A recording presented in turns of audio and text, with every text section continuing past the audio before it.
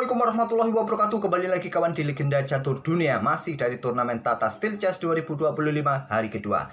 Tadi sudah kita ulas permainannya Fabiano Caruana versus Jordan Van Foreest. Kali ini saya ingin melihat permainannya Nordibek Abdus Satrov versus Leon-Luc Mendoka. Langsung ke papan analisis.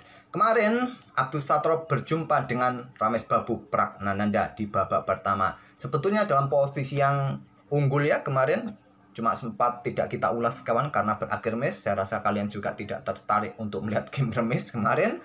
Nah, kita akan ulas permainannya kali ini dari Nordibek Abdus Satrov.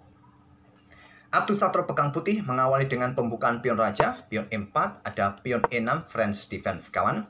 Pion D4, pion D5, variasi pion maju dipilih oleh Nordibek Abdus Satrov. Kemudian pion C5, pilihan utamanya kawan. Pion C3, kuda C6, ada kuda F3.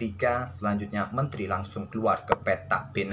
Ada dua opsi kawan yang paling populer di posisi ini bagi hitam. Keluarkan menteri langsung seperti tadi atau dengan gajah D7.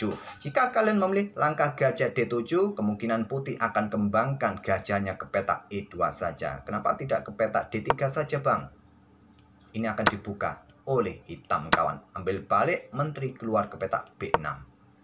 Coba lihat, pion dalam posisi tertekan, gajah mungkin tarik mundur ke petak E2, ada kuda H6 di sini bisa keluar, dan selanjutnya. Tapi paling banyak kawan gajah ini dikembangkan cukup ke petak E2. Menteri tetap mengawasi petak D4-nya. Nah, di sini kuda G akan dikembangkan ke petak E7, segera lompat ke petak F5. Memang tidak ada pengawasan ya, oleh karena itu segera dia keluarkan kudanya untuk bisa ke petak F5. Kalian bisa kembangkan kuda A3, mungkin langsung dibuka permainan dengan pion C pukul pion D4 ambil balik. Nah, kuda ke F5, di sini kalian kuda C2 kawan, bantu backup. Mungkin ada gajah E7 persiapan rokade, bisa dilanjutkan. Itulah jalur gajah D7. Oke, menteri B6, pilihan dari Leon-Luc Mendoka.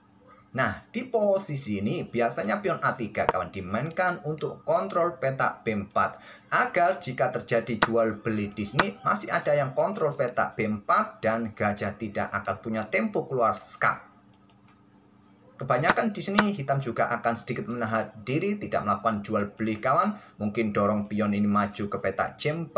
Itulah yang paling banyak diambil oleh hitam. Dan kuda BD2 dilanjutkan oleh putih. Selanjutnya ada kuda A5, mungkin gajah E2, gajah D7, rokade. Dan melanjutkan pengembangan, mungkin kuda ke H6 atau pion H6.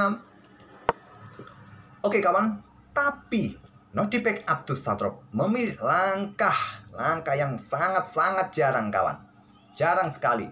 Hanya ada beberapa game, 3-4 game saja memainkan pion A4. Ada juga yang melanjutkan dengan pion C4 di sini kawan. Ada juga gajah D7. Ada juga dengan langkah kuda H6. Leon-Luc Mendoka memilih membuka permainan pion C pukul pion D4. Ini langkah baru yang belum pernah tercapai sebelumnya di langkah ke-7 ini. Nah, pion pukul balik. Selanjutnya kuda H6. Kuda H6 bisa saja langsung dicaplok kawan. Nanti diikuti dengan langkah pengembangan gajah ini segera berkembang ya, terutama ke petak B5. Untuk blokade juga ancaman pada pion. Ya, normalnya kuda ini dikembangkan ke petak E7 kawan. Atau mungkin kalian suka keluarkan gajah gelap terlebih dahulu. Mumpung tidak ada kontrol pada petak B4 skak. Blokade dengan kuda C3 atau dengan langkah gajah D2. Nah, kalian kembangkan kuda G ke E7 atau gajah D7.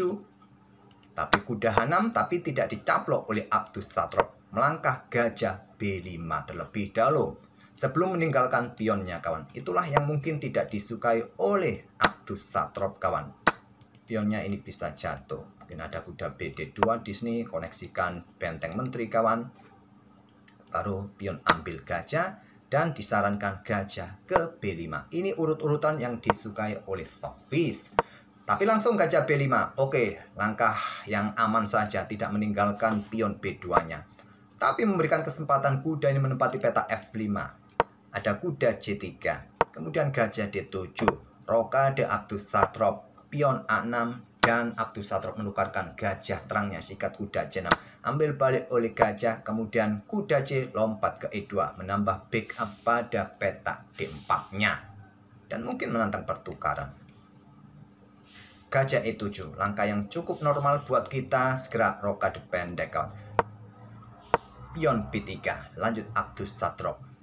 Dan pion A5 disarankan oleh engine atau gajah tarik mundur ke petak D7 kawan. Rokade panjang. Kenapa tidak rokade pendek?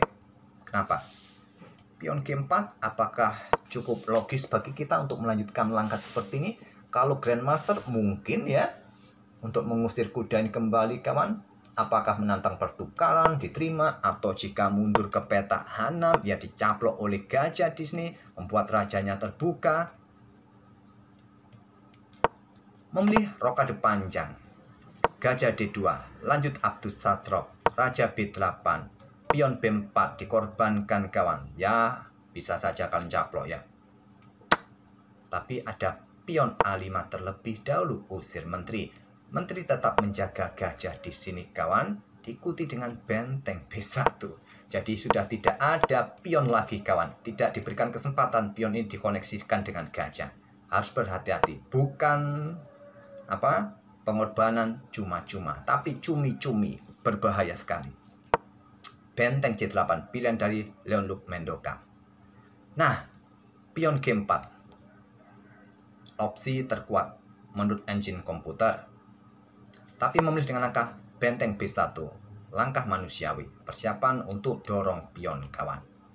Atau mungkin lebih kalian sukai dorong pion langsung, ini juga salah satu opsi kuat kawan, untuk segera membuka beberapa lajur di sisi menteri ini bagi benteng-benteng. Pion pukul, terlihat seperti membuat langkah pengorbanan ya, ambil balik. Nah, terbuka jalur-jalur kawan.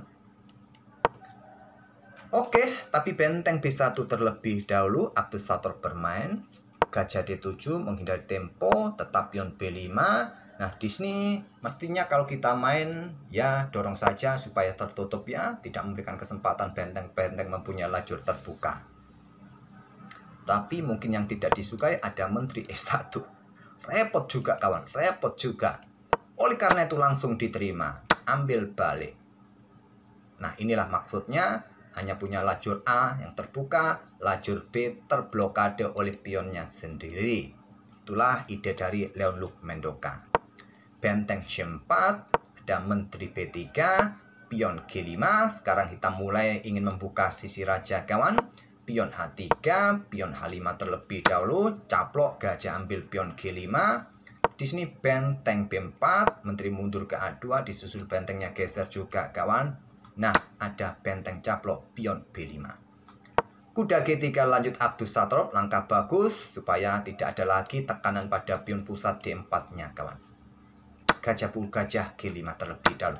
Kalau kuda ambil pion D4 terlebih dahulu, ya diambil balik oleh kuda. Nah, tidak ada lagi kawan yang mengawal gajah kalian. Kuda dalam tempo ancam benteng. Mungkin benteng pukul benteng B1 terlebih dahulu, coba lihat. Coba lihat kalian, mungkin gajah mundur, maksud saya menteri mundur untuk backup gajah di sini. Ada menteri B2, ini yang bikin repot. Nah, caplok repot kawan, repot. Oleh karena itu gajah pukul gajah G5 terlebih dahulu, tapi Abdus Satrop memilih ambil kuda F5 terlebih dahulu agar tidak ada yang ancam pionnya. Ambil balik oleh pion E, selanjutnya kuda ambil gajah G5, tapi tetap pion D4-nya jatuh. Berikutnya ada benteng A1, siap berikan dukungan untuk menusuk baris belakang. Raja langsung bergeser ke C7, di sini kuda caplok pion F7 ancam benteng, lindungi pion sekaligus. Benteng G8, kuda ke D6 ancam benteng, benteng B4 diikuti dengan langkah menteri A5 skak. Blokade menantang pertukaran, menteri ambil pion D5 ancam benteng. Benteng D8. Ada kuda C4 membuat Leon-Luc Mendoka menyerah di langkah ke-31. Butuh 9 langkah lagi dengan tersisa kontrol waktu, tersisa 32 detik. Plus increment 30 detik. Ya, masih bisa. Tapi lihat, kontrol waktu not di back Abdus Satrop. Tidak mungkin atau ya mustahil bagi Abdus Satrop melakukan kesalahan kawan dengan kontrol waktu yang begitu banyak, dengan posisi permainan yang semakin terbuka. Apa ancamannya kawan? Ancam menteri, menantang pertukaran kah? Ya, menteri kembali. Kalian tidak bisa blokade. Blokade dengan benteng diikuti dengan benteng AC1. Coba lihat, persiapan cukup berbahaya. Mau kemana kalian juga selain menteri ke petak C6? Mau kemana? Menantang pertukarankah di sini? Maka menteri D6 skak. Dan coba lihat di sini kawan, benteng mengikutinya, skak maju juga. Kalian tidak bisa meninggalkan peta ini kawan. Repot ya. Oke, saling ancam menteri saja. Bagaimana? Ya menteri ambil benteng saja. Nanti jadi begini. Mungkin ini opsi yang lebih baik ya. Tapi hitam akan kalah kualitas perwira. Putih masih mempunyai 4 pion juga kawan. Punya pion bebas juga. Oke, itulah kawan permainan Lord Big Up to Stotrop di hari kedua mengalahkan Leon Luke Mendoka. Leon Luke Mendoka baru promosi ke kelas master kawan, tapi 2 hari pertamanya 2 kali kalah. Semoga permainan dari kedua pemain ini bisa menghibur kalian dan kita akan bertemu di video-video berikutnya. Terima kasih. Wassalamualaikum warahmatullahi wabarakatuh.